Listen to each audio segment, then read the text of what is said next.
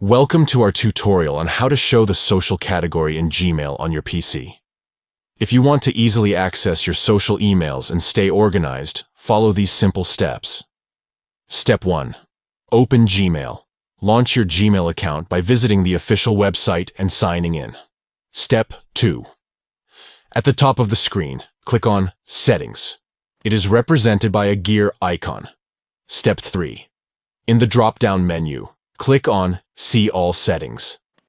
This will open the Gmail settings page. Step 4. On the top menu of the settings page, click on Labels. This will display all the labels associated with your Gmail account. Step 5. Locate the social category and click on Show next to it. This will enable the display of the social category in your Gmail sidebar, allowing you to easily access and manage your social emails. By showing the social category in Gmail, you can streamline your inbox and ensure that your important social emails are separate from other messages. Thank you for watching our tutorial. Don't forget to subscribe to our channel for more helpful tips and tricks for optimizing your Gmail usage.